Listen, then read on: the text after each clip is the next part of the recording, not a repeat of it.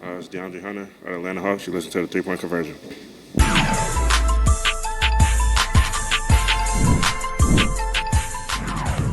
But my first one is just going back to when you were playing overseas.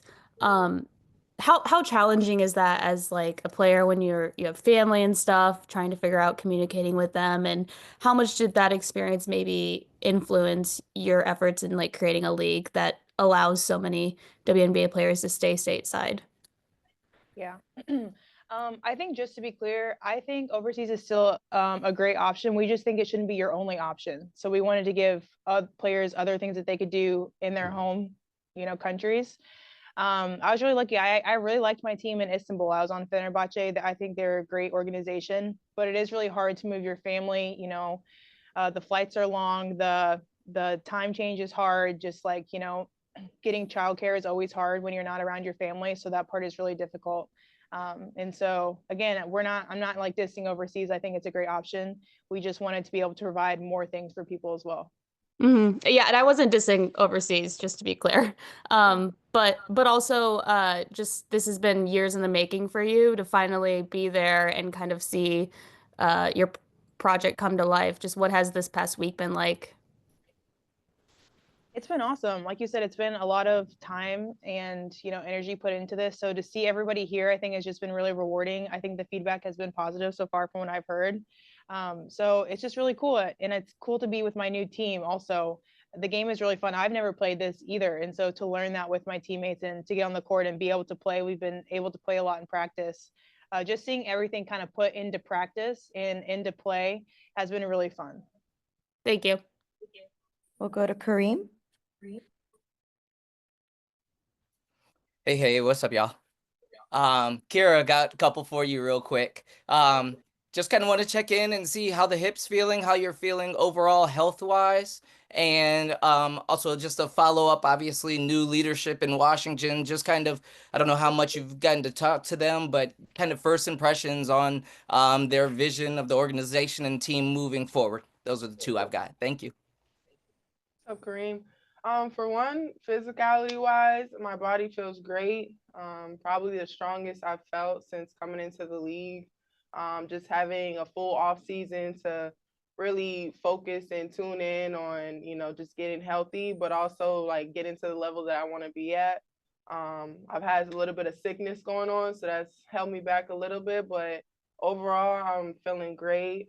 Excited to really showcase that, what I could do and what I could help for a team. Um, DC wise, I'm excited about the new start.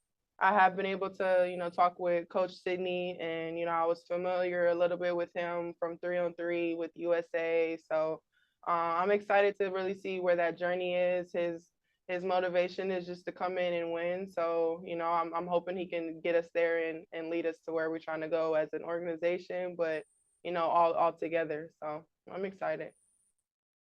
Cool. Thank you. We'll go to Miles. Hi, all. I've got one for Skylar and one for Napheesa.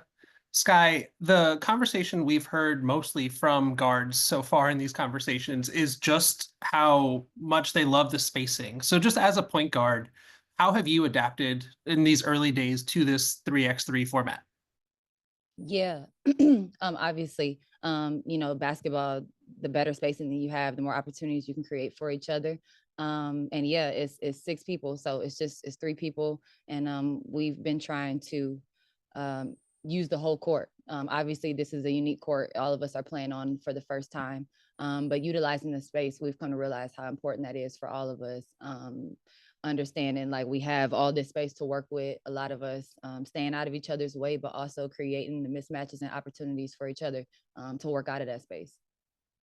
Awesome. Thanks so much. And for Napheesa, on our side of things, we've known about Unrivaled for about 18 months now, but you've obviously been clued in for longer. From the initial conception to now, what has been your favorite part of the entire rollout?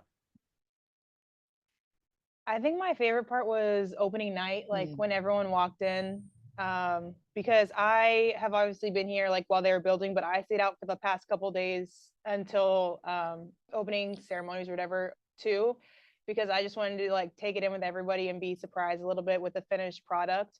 I think that was just like really rewarding because like obviously we saw it come from nothing. Like we saw the white walls and the Mhm. like, you know, tile floors, and this was just one big open space. And so seeing it created and seeing like everyone's reaction, I think was really fun. We'll go to Remy. Hey, this is for Fee also. When you were dreaming up this league, how important was this made for TV kind of element for the league?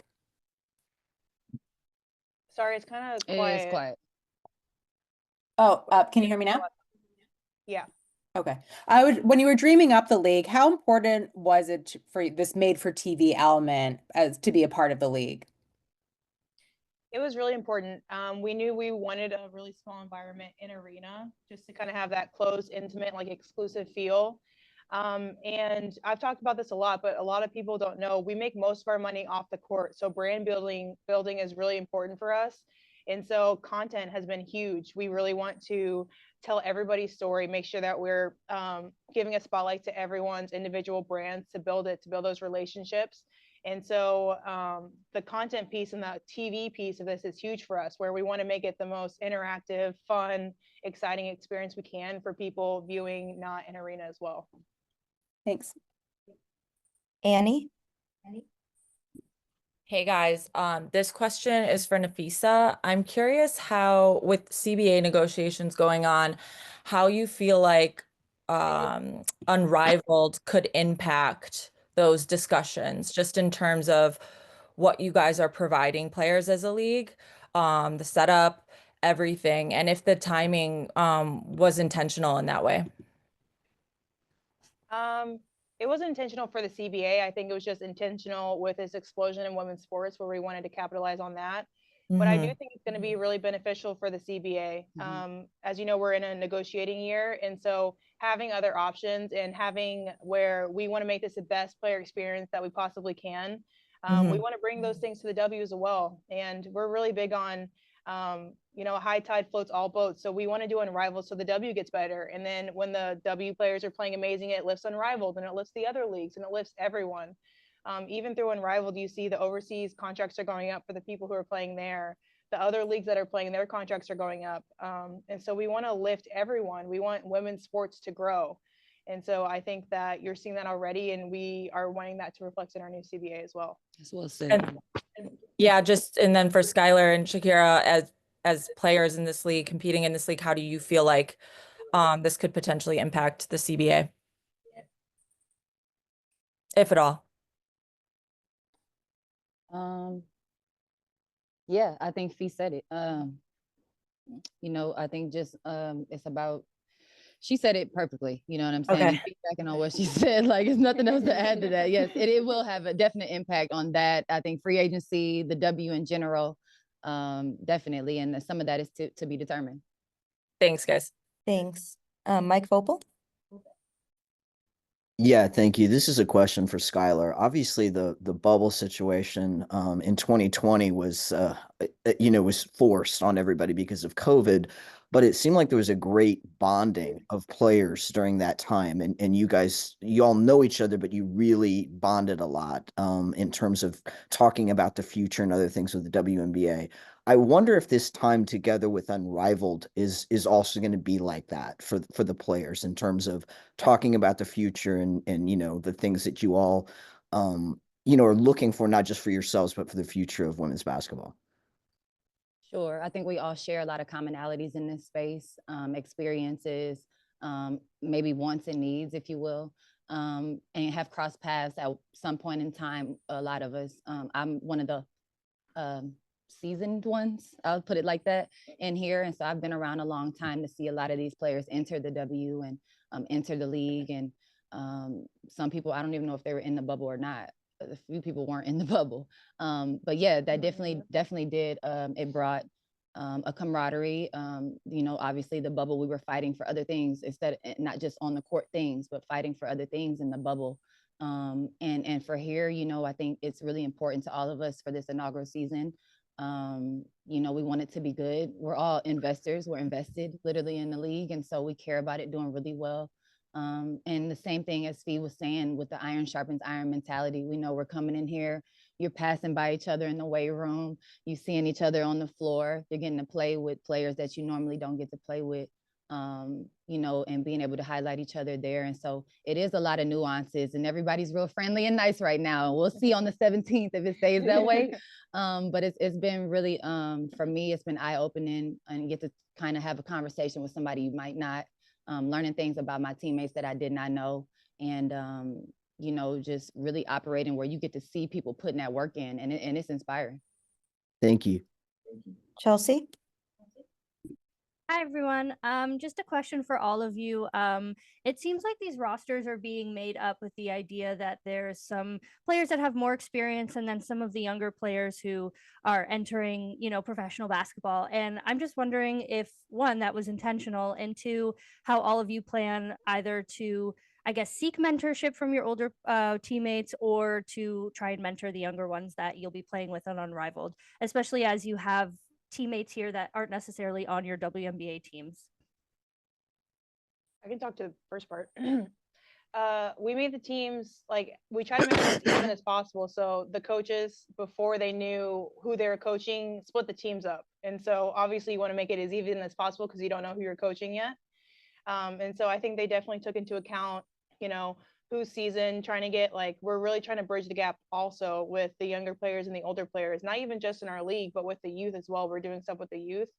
And so we want younger teammates with more seasoned players and middle of the pack players, because a huge part of this is trying to get better. Like, we're trying to grow our game while we're here. And so to do that, you need to learn from more experienced people. We need the best weight room. We need the best of the best. And so, as Skylar said, iron sharpens iron. And so we are surrounded by all these players. I think they really took into account the growth of players and making the teams as even as possible. Yeah, I mean, I think something that, you know, the women's side has always missed because we play year round is, you know, that off-season work where you really get to learn and pick up a lot from other people's experiences. So, you know, to come in and be able to learn from a vet, you know, personally, I haven't had too many consistent vets. So to come in and be able to talk about Skylar's story, you know, Fee's journey, and, you know, the little things that she's doing to work, and, you know, the comments that they're making in practices that I might not get in the W season. I think it's just a great advantage right now, to continue to, like they say, grow the game and take us to the next level. Thank Any you. thoughts, Skylar, or just kind of the same? That's the same thing. They said it. Awesome. Thank you so much. Thank you. We'll get two more. First to Jackie. Good afternoon. Thank you all for being here. Just one for Fee. I just wanted to get your reaction to what's going on in LA and sort of how you see Unrivaled being able to organize, you know, around causes that maybe are important to some of the players, sort of like how the WNBA in the past was able to organize in the bubble. Yeah, obviously it's terrible, like with the fires going on in LA. And, you know, we have players who play there, we have players who live there. And so being just really cognizant of that. And, you know, we're a player-led league. And so when we have things that are important to the players, I think that's definitely something we want to get together on and brainstorm with. I mean, I haven't been in any meetings with that yet, but I think it's definitely something that, as I said, we have people who are directly affected by that. And even if we're not, I think we have in the past shown that we are really big advocates for making change in things that are important in the world and coming together to help in any way that we can. So that's definitely something that we want to continue to do here. Yeah. Thank you. Thank you. And last one from Ben. Thanks, Tish. I just have one quick one for Fee and then actually another one. I guess if like Fener hypothetically this year like offered you a short-term contract for like the Final Four and end of Turkish play, like would you rule out playing overseas this year or in future years if you could make the dates work? Like how are you thinking about potentially playing overseas? I mean, you never say never. Like I can't say I'm never gonna do it again, but it's just, again, it's just really hard with my family. And I think everyone's story is different. You could have players who are going overseas after this. This is a part, like we made this so players can get better this is like the off-season thing where you can get better for the W, you can get better for wherever it is, and have an option where you can play. Like I said, we just wanted to give more options. We're not trying to take away any other option that you had before. We're trying to expand upon that. And so if players feel that they want to go overseas before or after the Unrivaled season, more power to them. I don't know if it's in my future. I'm not going to say no, but I'm pretty focused on Unrivaled right now.